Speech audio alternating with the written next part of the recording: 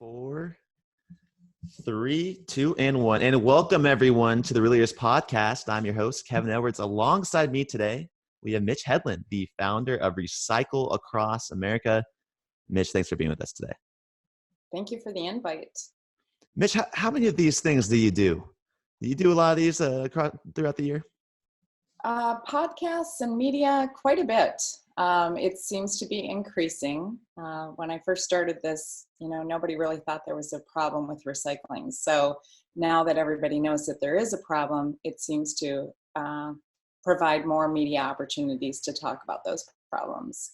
So are people coming to you to talk about Recycle Across America, or maybe just more your insights on what you're seeing in the recycling community? Yeah, I think it's both.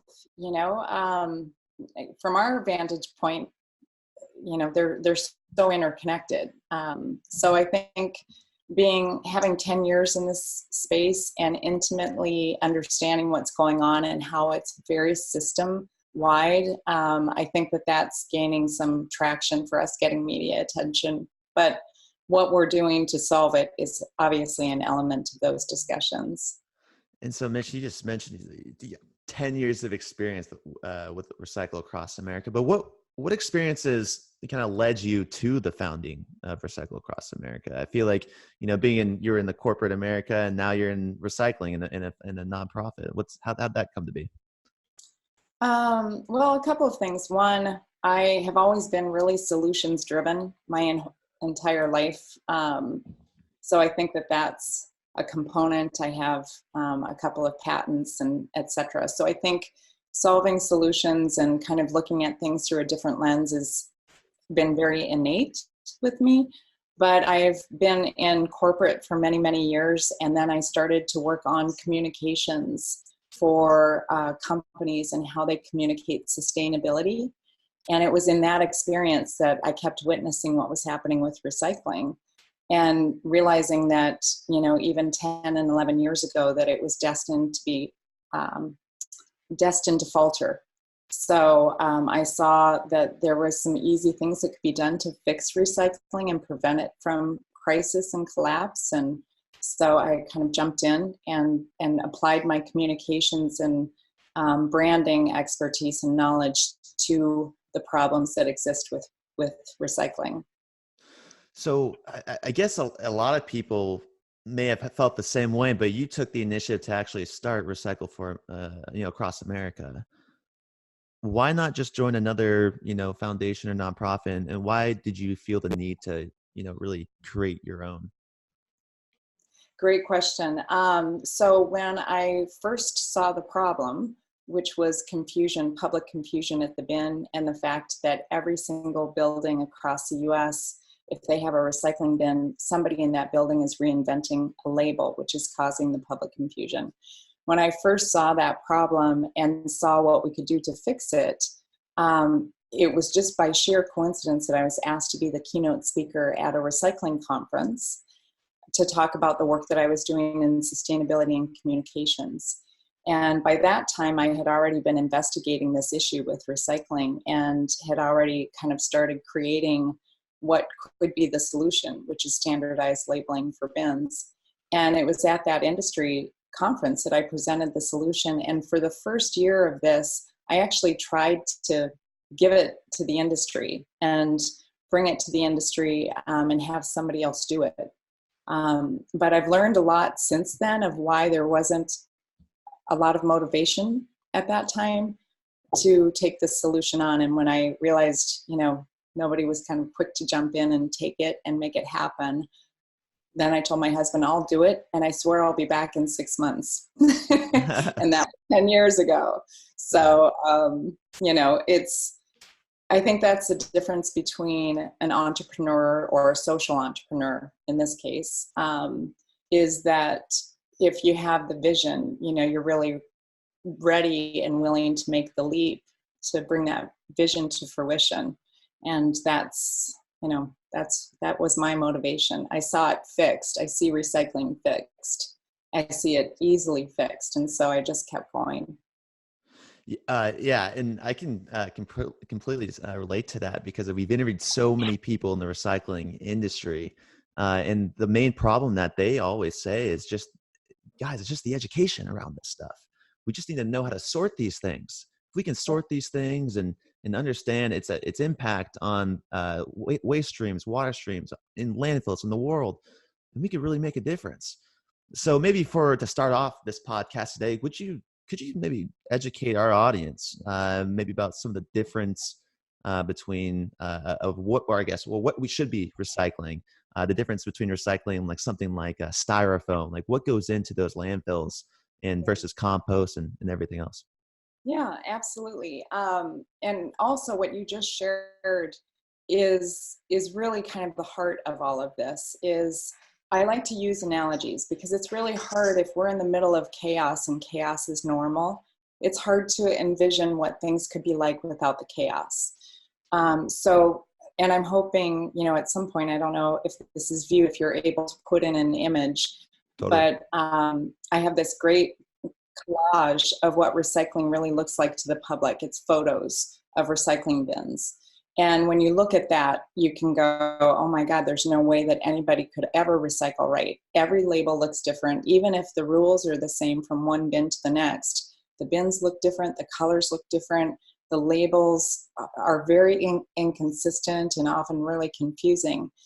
And so I use the analogy of what would happen if everyone everywhere had to create their own stop sign and speed limit sign. So at your house, the intersection nearest to you, it was up to you to come up with some way to tell people to stop.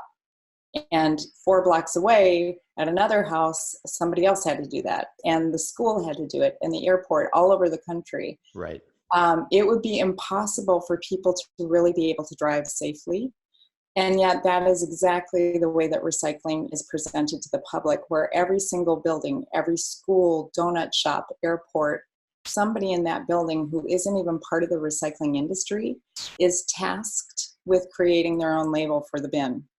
So you and me and 320 million other people walking up to a bin never really know what to do because there's no consistency. So you can't actually educate your way out of that. It's like if road signs were never standardized and we went through driver's ed would never really help us. But driver's ed works because when we leave driver's ed at 16 and we get the keys and we get in the car, we can drive anywhere in the country and know that ourselves and everybody around us took the same course and is seeing the same standardized signs. So we have to apply that logic to recycling and start introducing a standardized labeling system for recycling bins. And then at that point, education actually does work. But even without education, the standardized labels are working. So going back to your question of the do's and the don'ts for recycling, styrofoam is not something, in most places, it's not something that is recyclable.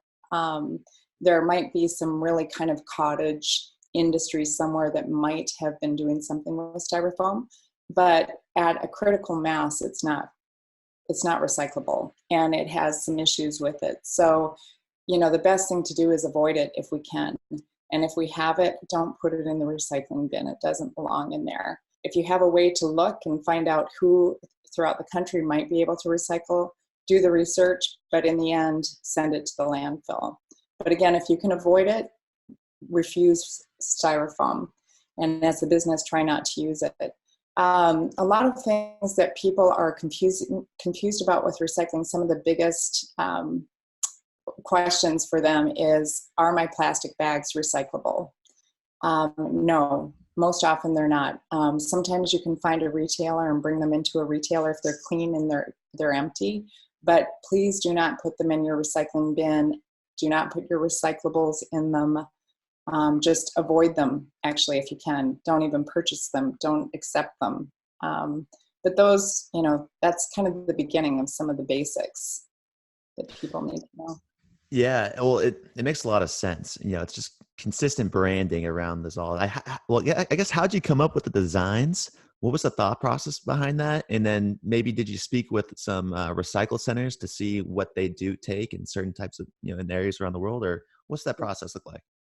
Yeah, definitely. Well, when I got into this, I realized quickly that there isn't a one size fits all. So very much like standardized speed limit signs, we change our speeds going from one road to the next.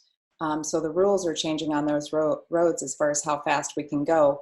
But the way that the information is presented is in the exact same format. So even though recycling programs are different from one area to the next, the format of the standardized labels and some of the methodology on those labels is consistent. So it took quite a while for me to kind of figure this out and create a gallery of standardized labels that apply for every type of recycling program.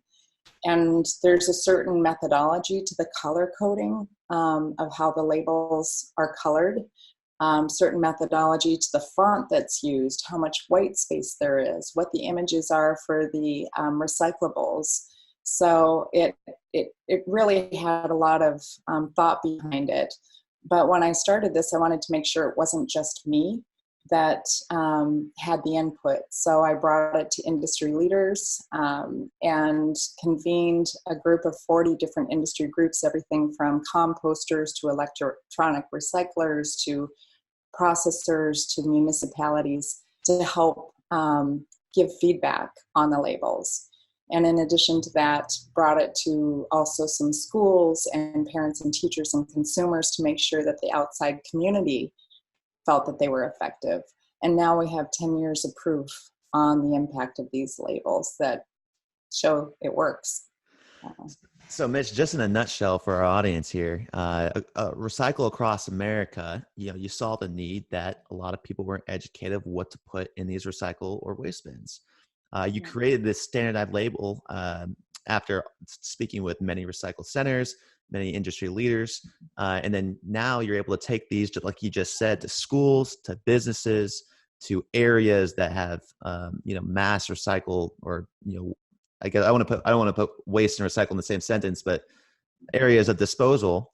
And now the vision going forward is everyone recognizing what to put in certain different bins. Is that kind of the consensus? Okay. So yeah, exactly. So interesting. Now, why, I'm curious, why did you, as a social entrepreneur, did you decide to make this company a nonprofit versus a company structured as a for-profit? Another great question. If it were for profit, it would be easy for anybody else to say, well, they're not really the standard, we're going to be the standard. It would make it something where it's a competitive space, and it doesn't belong in that. And also our goal has been to bring this into federal legislation so that it follows and mirrors the same path that was taken for standardized road signs. Where road signs are not a for-profit company. They're not even a nonprofit company. They have become federally legislated so that nobody can go in there and change the look of a standardized stop sign or speed limit sign. So even though across the US, municipalities and private sector might be involved in how the roads look, or where a road goes, or how fast you have to go on a road, or where the turn should go, that's all very localized. But the way that it's communicated to the public to make sure that the public can drive safely is protected by the federal government. And so that's our objective, is to eventually make ourselves obsolete. I didn't have any desire to create this nonprofit, but when I knew, it wasn't being done, then I took it on. But the ultimate goal is that the federal government really takes this and mirrors exactly what we did with federalizing road signs. Interesting. I get that too. A lot of people have the opinion that nonprofits are not a long-term solution for taking on some of the world's most challenging issues. However, the stop sign, you asked me about designing a stop sign earlier. The stop sign, the good thing about that, it hasn't changed in 100 plus years. It's always remained the same. So I really get that. It's an interesting point I've never thought about before. Now, what's it been like working with these government officials, and how important are maybe these cross-sector partnerships between with the public and private sector? They're critical. I just came back from DC yesterday and was there all week and had a marathon number of days going from meeting to meeting with congressional groups and Senate groups and their staffers, talking about where we're headed with this. And it's really critical to have their understanding of what the real problem is with the recycling crisis. There's a lot of sound bites out in the media about what's happening with recycling, and a lot of it isn't always actual or correct, and sometimes it doesn't show the whole picture. And so we met with them, and we've been going back and forth to DC to make sure that our knowledge of what is really happening in the space is communicated to them so that they can make wise decisions based on facts. And so, we're excited to be working with Congresswoman Betty McCollum. She drafted the language for an appropriations bill that includes the standardized labels. That bill was passed by the House. She is helping to champion this as legislation.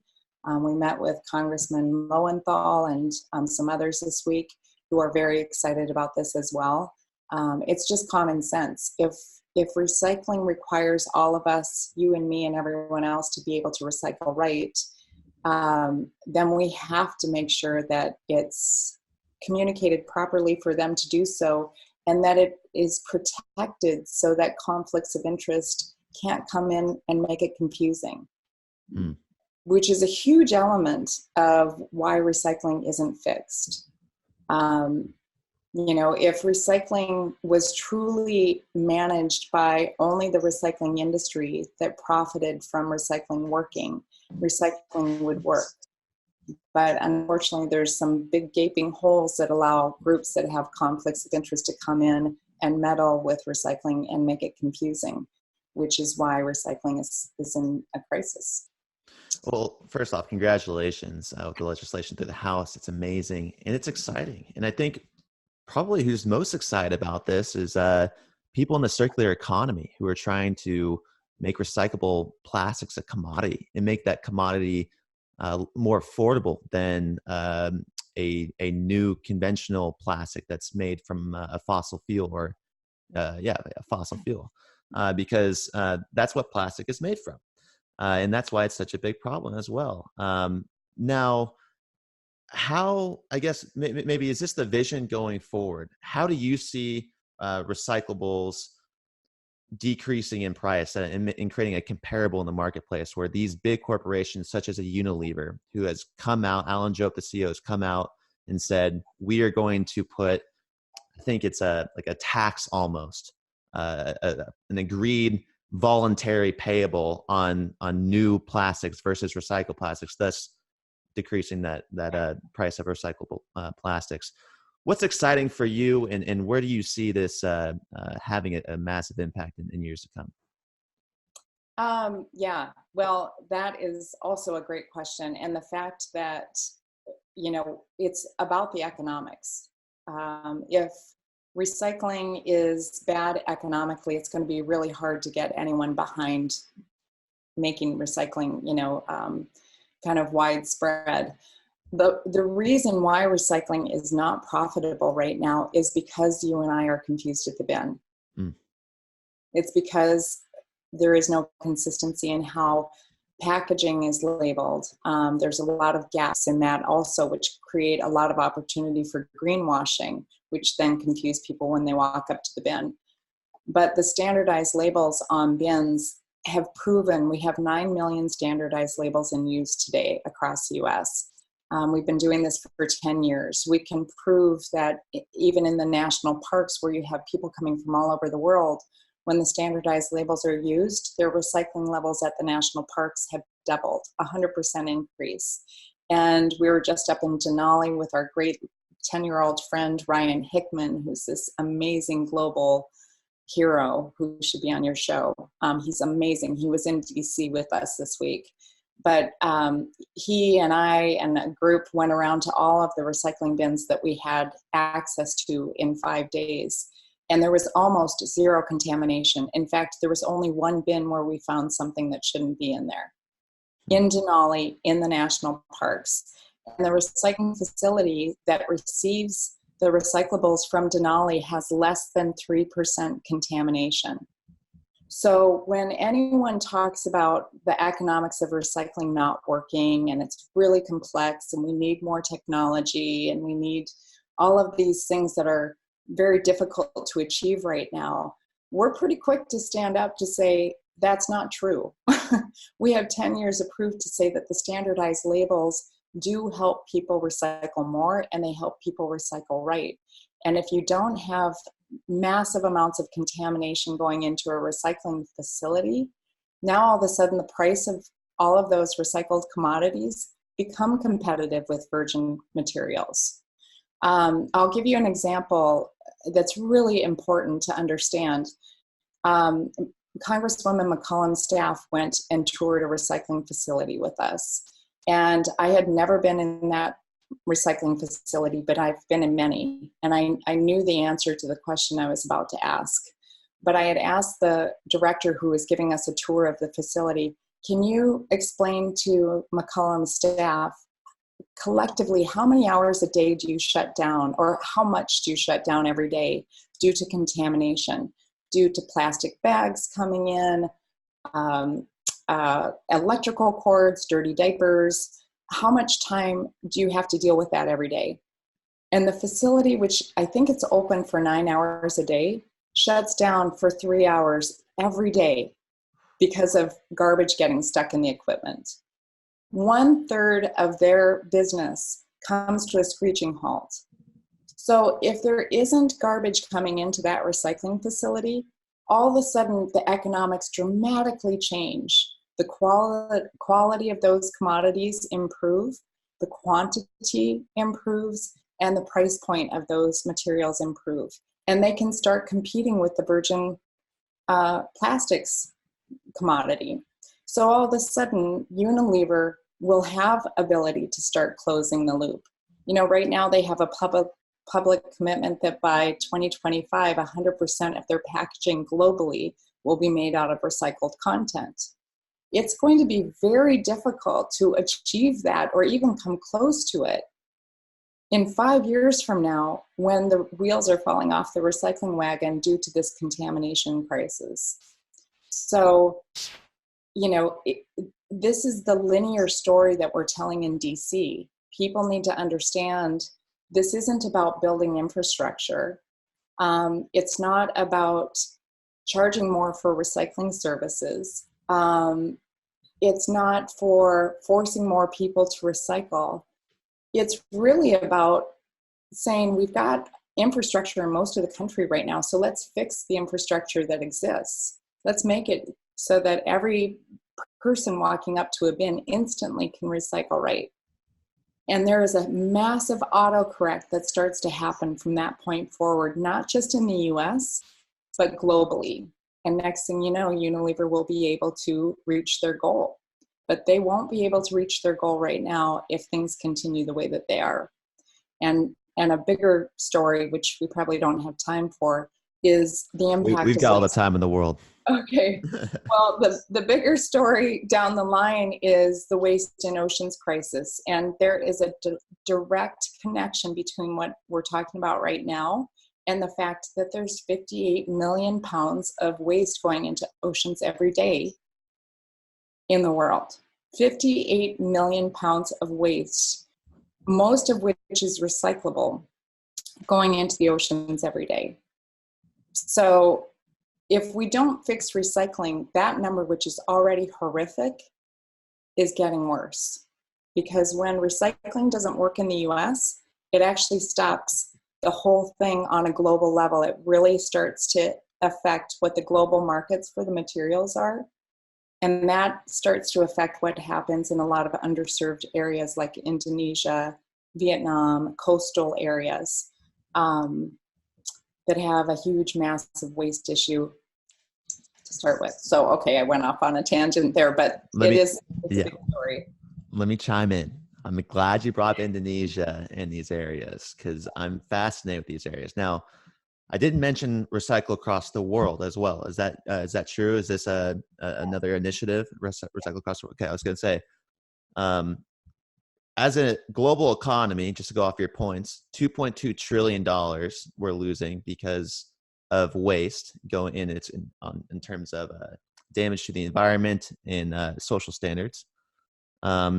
These products are going to outlive us. They're going to outlast us. They're 500 plus years until they biodegrade. And then I like the term is virgin plastic. I'll make sure I use that next time. Got it. And then if it's 3 hours to sort, if it's a sorting issue, 365 days a year, I did a little math. It's almost 1,100 hours a year that's lost just to people unaware about what they're sorting into the bins. And I do get that, though. It is, I feel like people are complacent, including myself. Living in Southern California, growing up in Oregon, I used to recycle all the time. It's super easy. Moving down to Southern California has been a lot more difficult. I tried to take all of our empty beer cans to the recycling bin or to a grocery store. There was no bottle return there. There's no bottle. I'm like, hey, where's another bottle return? So you go to the Vons, just 15 minutes away. They've got one. I go there. Sorry, we just got rid of ours. You got to go to this recycling center. And by the time I was just like, all right, I'm over it. Here, I'm going to put these bags. I'm sorry, Mitch. I said, I'm over it. I put the bags in the grocery cart. I said, I'm out of here. I'm not leaving this in my car. I'm not going to drive another 30 minutes to a recycling bin. Yeah. And you have no idea what you just shared with me. I mean, this is so relevant. That little boy that I was talking about, the 10-year-old Ryan Hickman, who I brought to DC. Did I bring that up during this conversation? Yeah, you did. Okay. So his name's Ryan Hickman. He's a global hero. One of his videos has collectively over 200 million views on it. He started a recycling company called Ryan's Recycling when he was 3. He lives in San Juan Capistrano, which is just north of you. He got discovered by Ellen DeGeneres, went on her show, became famous. He became a CNN young hero. He's on the Today Show on Monday morning, this upcoming Monday. He's amazing. He reached out to us a year ago. We knew about him, but he reached out to us a year ago because he had seen one of our celebrity TV commercials with Kristen Bell for our Let's Recycle Right PSA campaign. And he said, I want to help Recycle Across America in this standardized label initiative. So they reached out to us saying, how can I volunteer to help? The reason why I brought him to DC was to not only tell that story, but also to tell the story that last month, his recycling facility called Replanet, which is what you're talking about, shut down. It went bankrupt. The largest recycling company in California called Replanet, which took most of the redeemables, which is what you were just trying to do with all of your great beer cans, went bankrupt. So this is how real this is. Yeah. And if the new location where they now drive an hour every time they go, now it's an extra hour for them to do this good deed, of taking everybody's recyclables there, and he is getting a little coin on the side, which is awesome. But when that shuts down, he might have to shut down his business. And everybody who knows about Ryan, not everybody, but a lot of people called saying, Ryan, do you want to come and pick up my recyclables? Because now that Replanet shut down in our community, I'm not going to drive anywhere else to bring them. In fact, I'm thinking it's all a hoax. This is what people are saying. Even if I put it in the recycling bin, I know it's going to go to the landfill. So there is a massive, the industry doesn't want me to use the word collapse, but I don't know how else to say this. Yeah. There is a massive collapse. There is a 93% increase in fires in recycling centers and processing centers since China did the ban. 40% of recycling centers in the US have burned or burned down. Anybody who says that this isn't a crisis and a collapse, that doesn't see some urgency in this, is profiting from the problem. I mean, that's how strongly I feel about these things right now. I have witnessed for 10 years what is happening behind the scenes that is preventing progress, and it really has to stop. Redemption programs do work. You witnessed it up in Oregon. They have a 90% capture rate. For every beer and bottle or can or Coke or Pepsi bottle or can that's sold, 90% of them come back in Oregon. It works.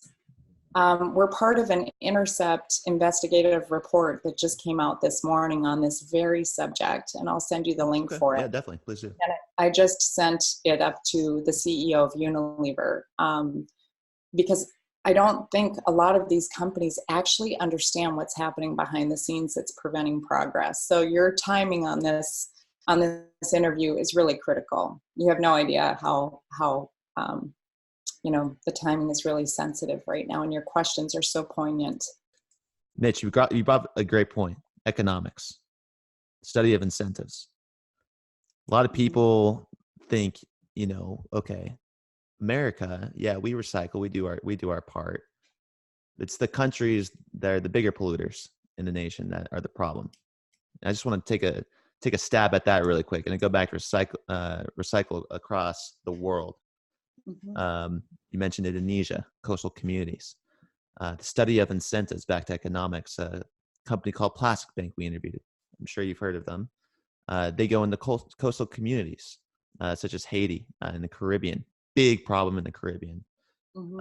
And they basically pay people to collect bottles that then they sort and resell to companies like SC Johnson.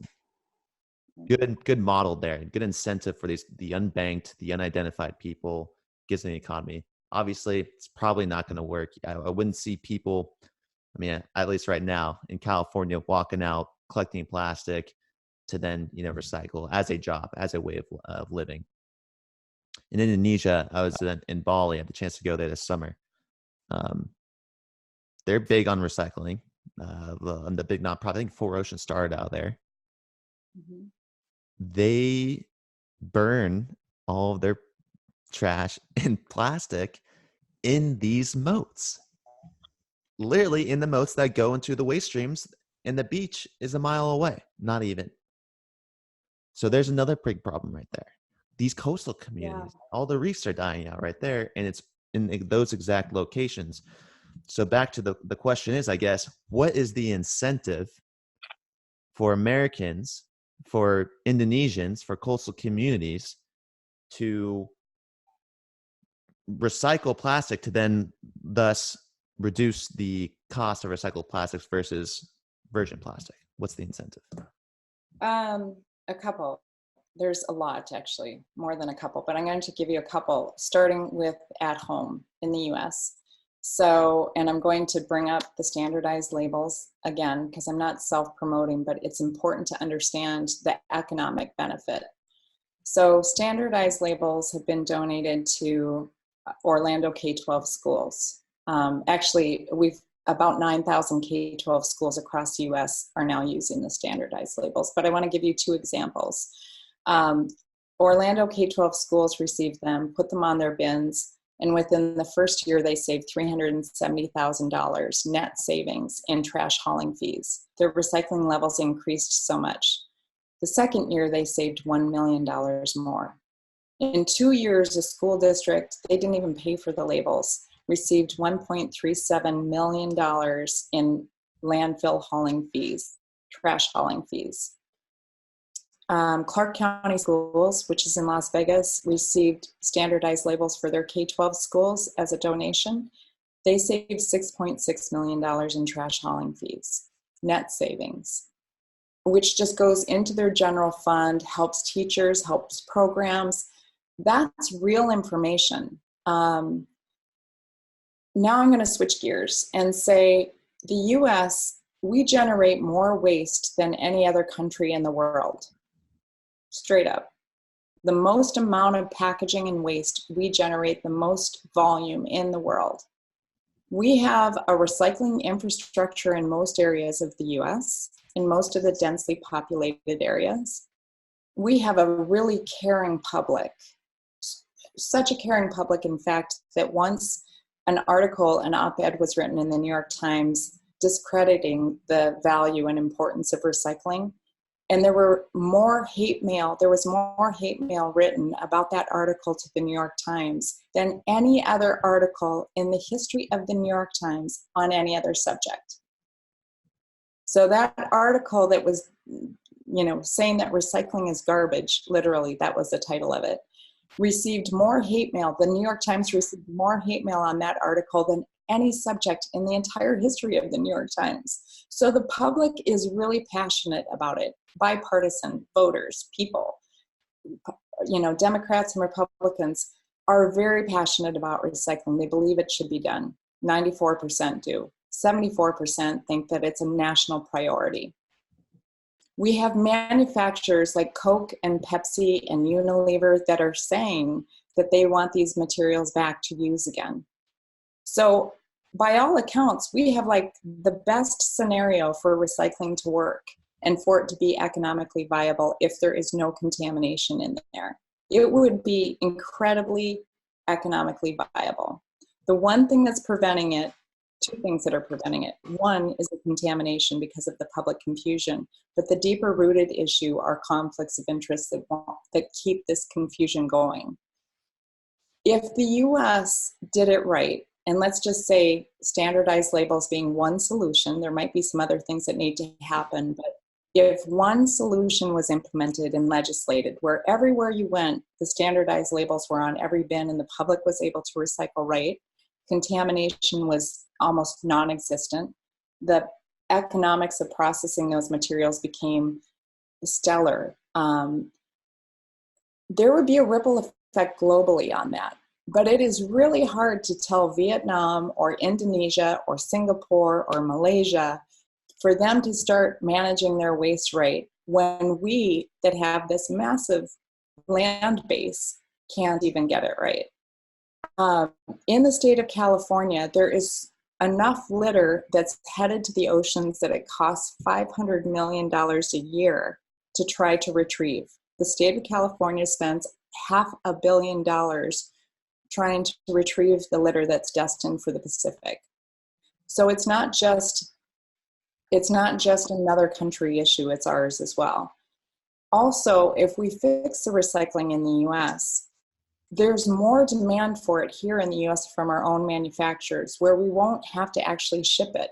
We knew we were sending cruddy, garbage-filled recycling to China. The US knew that. If it wasn't garbage filled back then, US manufacturers would have wanted to use more of it. There would be less demand for it to sell overseas and to ship it. And the reason that I bring that up is because there also is issues with containers going over when things are being shipped overseas. There's things that happen in transport also, which is a marine debris issue, a real issue with transporting recyclables. The more that we can show that it can be done properly, the more that Indonesia, who by the way wants to now adopt the standardized labels, our partner in Indonesia just met with the ministry and they have given it the thumbs up to start implementing the standardized labels in Indonesia. Nice. One more thing that I'll share with you, kind of related to what you were talking about with Bali. There's 17,000 islands in Indonesia. That makes it logistically a bit of a nightmare anyway. But it also makes it a nightmare not to recycle because they have very little space to be able to landfill. So they start to burn. But the interesting thing is in Jakarta, where they have big manufacturing and they need recycled plastic, they're purchasing it from another country and shipping it in. Now, you've been in Indonesia. It's crazy that anybody is walking on plastic bottles on the beach or that they're burning it when a few islands away, they could actually take their own recyclables of plastic and bring it to Jakarta for manufacturing. It would save Jakarta money. It would save their beaches and open up more tourism because it would be cleaner. There are 3 million unregistered, they're called illegal pickers in Indonesia. They actually would start to have healthy, good-paying jobs if the recycling program was really successful and organized and standardized. and that they could be part of that whole system. So the whole thing can be easily fixed if we start fixing the very, like, point A of it. Point A is, let's present recycling to the public in a way where they can actually do it right. There's a huge autocorrect that starts to happen even in our own country, and other countries that are underserved and don't have great infrastructure right now can then follow suit. And when every country is presenting recycling in a really organized and standardized way, and it's working well, their own internal manufacturing using those materials can start to thrive. Switzerland has a very organized recycling program. They have almost zero litter. Indonesia has almost, in many places, non-existent recycling infrastructure, and what does exist doesn't work. They have tons of litter. That's not a coincidence. So, if recycling is presented in a way in the US and around the world where it actually is presented in a way that people can take seriously and act on and do properly, the economics take care of themselves. The demand takes care of themselves. And in the end, there will be less waste in oceans. I like that, Mitch. Thanks for sharing. Now I'm going to go back to the beginning of what you just said, though. Speaking with recycling companies, if you're a business owner listening to this, the way you can save money, like Mitch, I asked her about incentives, is on, I think you call it something else. I'm going to call it janitorial. By sorting your objects, you will save a lot more money on janitorial because it's less time for someone to go pick up the trash. It's sorted already, and these companies will be putting more money back into your business in the long run with sorted materials, recycled plastics, all the above. Now, I'm thinking about the closed loop. A lot of people, I guess all we've been talking about today are beer bottles and little cans that you can recycle, styrofoams as well that you can't recycle. Now, what about something like a diaper? Now, this is interesting because we've interviewed a company called G Diapers. They're great, and they do decomposable diapers. And how, like, is that a problem?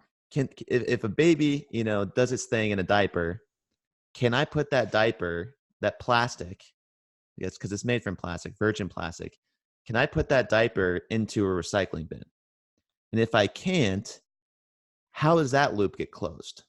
Because there's the issue right there, right? So maybe elaborate on that a little bit, because I'm sure diapers aren't the only example of something like that. That's not recyclable. Yeah, so diapers, absolutely. Please, I speak probably on behalf of all recycling processors. Please do not put dirty diapers in the recycling bin. There's an article from the state of Washington where this poor guy who's working in a recycling facility says that he's going through, I think he said 500 tons of garbage a day is going into his recycling facility. 500 tons. Mm-hmm. And most of it, a lot of it is dirty diapers. Just because something is plastic doesn't make it recyclable. In fact, unfortunately, most things that are plastic are not currently recyclable in most residential and traditional recycling programs. So, if we really want to be responsible, environmentally friendly citizens, we need to start making some personal decisions not to use so much plastic in the first place. Dirty diapers, I have kids. It's really hard to get around diapers, the diaper issue. So if people are using plastic diapers, then, just know that it has to go to the landfill. If you can use reusable, I think that's going to be a better alternative. Somebody might have done like a life cycle analysis to see how much water and soap is used, but the world isn't going to be perfect. Unfortunately, we've turned into a species that needs and wants things. We are on computers, and at some point, parts of these computers are going to be obsolete and not usable. We need to manage that as responsibly as we can, but we have become consumers of many different types of products, and many are not recyclable. So if we expect perfection, we're going to get paralyzed as a society.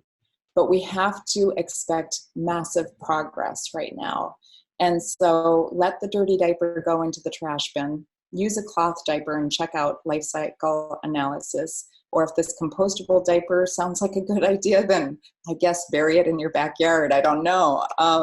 Could be smelly. I know how many diapers everybody has to go through when they have kids.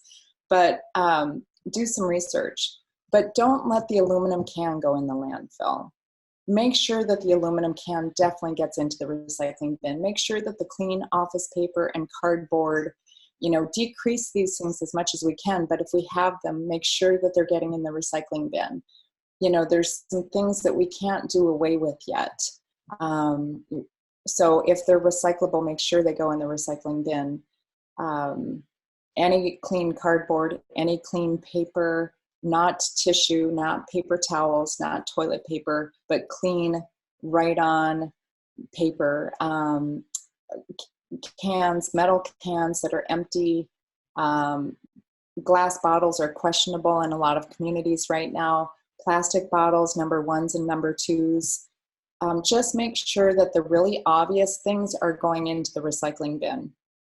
And as much as we'd like everything to be recyclable right now, worrying about all of those other things actually is interfering with us doing the right thing with the right items right now.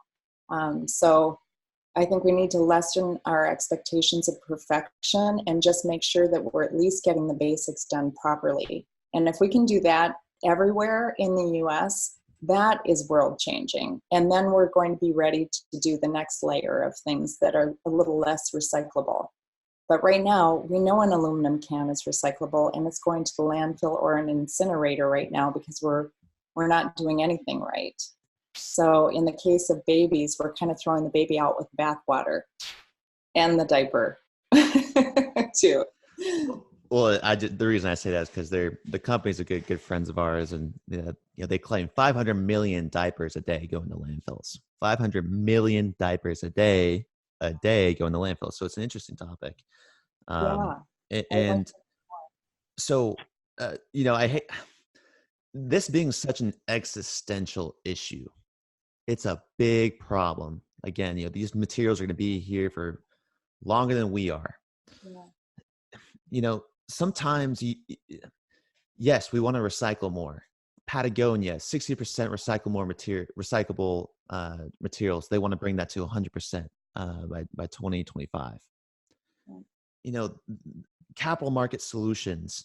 Let's change the world. And I work and deal with that and read and devour this stuff every single day. And I think it's great. I think it's what we need to do, obviously. But you're right. That's the first steps. But sometimes I feel like a problem like this might be too big, and I wonder, even if I have a shirt that's 100% recyclable, I could still be that complacent human being and throw that in the trash can after it's done, and that thing goes right back to, a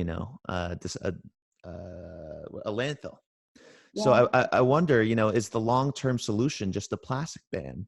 And if you were to have a plastic ban, what would that do to the economy? What would that do to your business? What would that do to the world? Yeah.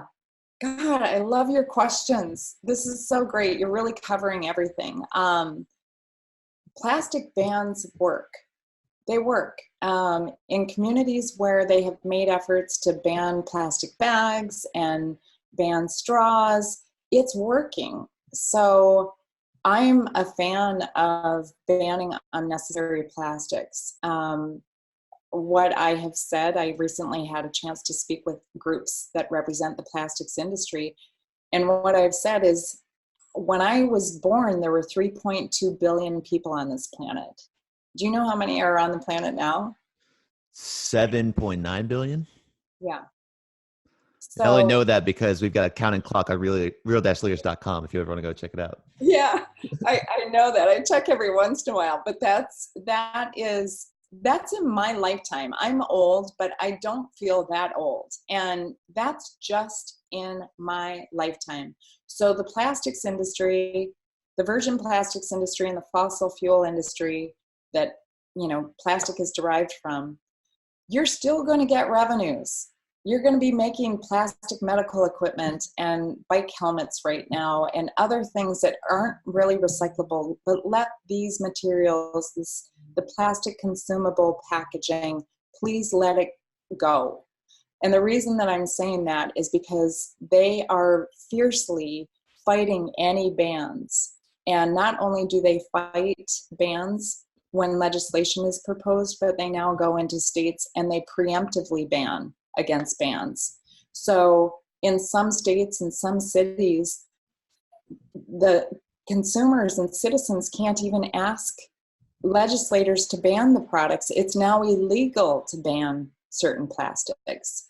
So this is what's happening behind the scenes, is the virgin plastics and the fossil fuel industry is massively increasing production. And they are doing all sorts of things, not just in the US, but also in Indonesia and all around the world, to make it very difficult to ever restrict their products. And again, my message to them is, you got to stop being so greedy. You're going to have tons of plastic production from just general things, but you have to let some of this go and allow it to start being recycled or allow it to be banned. Because the greed, even the people that are making so much money on this new virgin plastic production and who are making sure that there's bans, they're shooting a hole in the ship that they're even standing on. It's not like they have another planet to go to. These issues are destroying the ship that all of us are standing on. And it's time for them to step down on some of this. Bans, I believe in them. I think industry is terrified that once it gets started, they're going to keep being told what to do by the governments around the world. But I think we need to say that at least right now, let's start getting rid of unnecessary plastics, especially in coastal areas. Let's get rid of plastic bags. There are alternatives. They would want people to believe that there aren't alternatives or that this is for underserved, poor people. That's not the case. There would be more benefit to creating a culture of reusable bags and exchange bag programs than what we're dealing with right now. So your point is really good, but it would be really difficult to ban plastic, and anyone that says ban plastic and leaves it that open-ended isn't being realistic. We have it. Unfortunately, it's like a necessary evil right now. But the plastic bag, my household, we have not bought plastic bags for 5 years. We live without them. No Ziploc bags, no tie bags, no nothing. Occasionally they end up coming into our house if we buy something, but we use reusable bags and we don't even line our trash containers with them. It's easy to live without some of these things. We can't let the industry make it sound like we don't know how to exist as a species without a plastic bag. That's ridiculous. Because they're wreaking havoc. Keep going. Yeah. I was just going to say, sorry to cut you off, Mitch. Just going to say you're completely right, because when you say society can't exist without plastic, as in, saying that's ridiculous that we can. Sorry, a little tongue tied there. But the movie The Graduate, I don't know if you remember that movie, but maybe coming out and say plastics. It's the future, plastics. And I hate to give capitalism and the fossil fuel industry such a bad rep, because that's just how it started out, and that's it was the incentive to maximize shareholder value and profits. So, I guess the question for you, Mitch, is what's it going to take? Is it leadership? Is it a decision? Is it an incentive that's going to reduce the costs? Fossil fuel industry is very powerful. What's it going to take to make these changes? Yeah. Definitely government intervention. And I know a lot of people don't like big government. I don't necessarily either in a lot of areas, but oversight and regulation is absolutely necessary. We all survive because of certain things, so anyone who says we don't need government to come in, parts of their lives are better because there is some place for government and oversight. and enforcement. So it's ludicrous for anyone to say, government doesn't belong in this. That would be like saying government doesn't belong in road safety and therefore shouldn't have legislated road signs. I can tell you a scenario of what would have happened if government didn't legislate road signs. It would be open to the private sector promoting road safety, and it would be led by the auto body shops and the tow truck companies and people that sell caskets. And just think about that for a minute. And they would all be promoting road safety. And would it be actually safe if you knew that they were all profiting from it not being safe? No, it wouldn't. And that is exactly what's happening with recycling. Without any protection of how recycling is communicated to the public, there's tons of greenwashing. It's incredibly confusing for people to recycle right. The most dominant businesses in the recycling industry are landfill companies. So, this is all fact. This isn't opinion. It's not slanderous. Waste management is, even according to them and everybody else in the industry, the most dominant voice in the recycling industry in the US. 90% of their revenues come from landfill. So you've got the most dominant recycling company, but that company, 90% of their revenues come from recycling not working. You've got the virgin plastics industry, and you can look this up on Bloomberg Financial. When the recycling ban took place with China, there was a $185 billion uptick in new virgin plastic production and investment to fill the void of recycling collapsing. Currently, right now, and again, look this up, there are 17 massive new virgin plastic production plants that are being constructed right now in the US. If you read that Bloomberg Financial report, plastic production for a specific consumable product is to quintuple next year. So we have a bit of the fox dressed up like hens watching the hen house.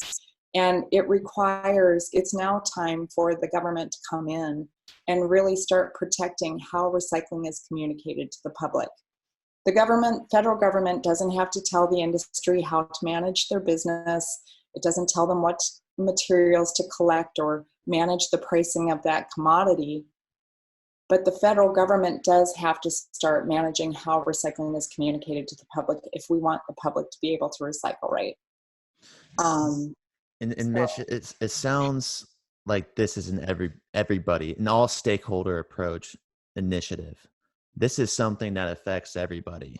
Yes. We talked about a lot today, Mitch. We talked about what goes into waste, into recyclable bins, what goes into waste bins.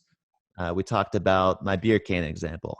We talked about Ryan Hickman and his recycling plant in California imploding, and all the other recycling plants imploding, in the China ban.